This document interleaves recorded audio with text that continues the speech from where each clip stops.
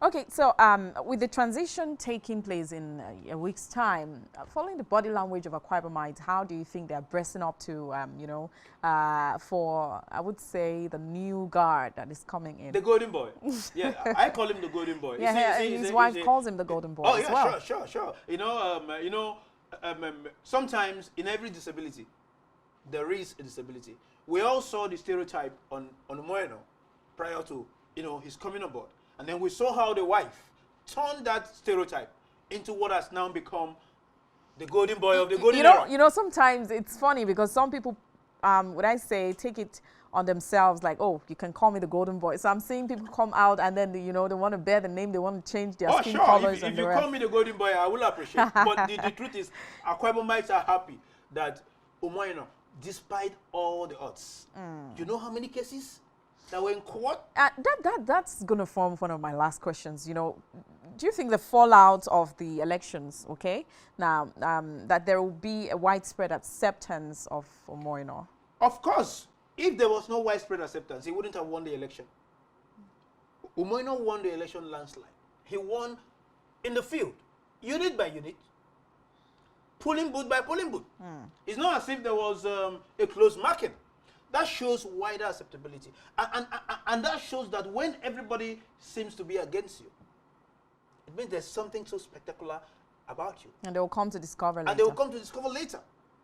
Umo Eno is a thoroughbred technocrat in terms of administration.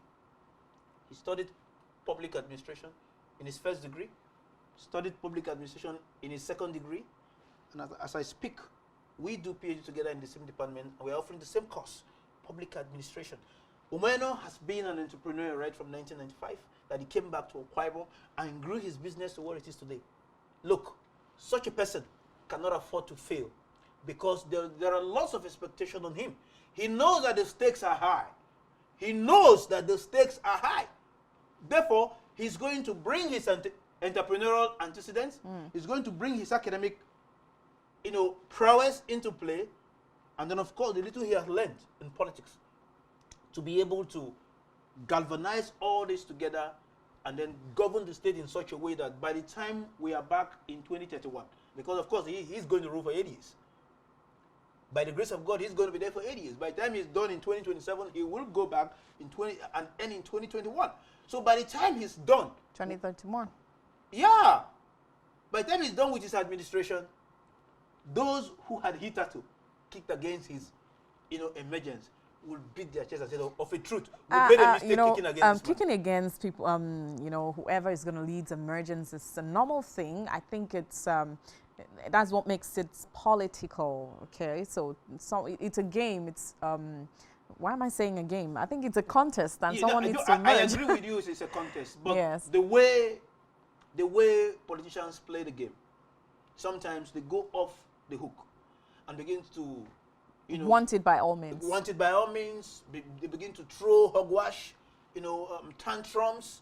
They even go personal and say a lot of things. That's what Pastor Umo Eno went through. I don't think any governorship candidate in Nigeria has gone through what the man has gone through. I mean, I was about mentioning the number of cases he's had to win. Okay, so let's not go there. If you check our time now, it's 5:32, and then we have to get and to talk about the commissioning, which was done yesterday. I think that's a big feat that Nigeria has attained. So let's just go on a short break. When we come right back, of course, we'll get to take a look at everything that refinery holds to Nigerians. Just stay tuned. We'll be right back.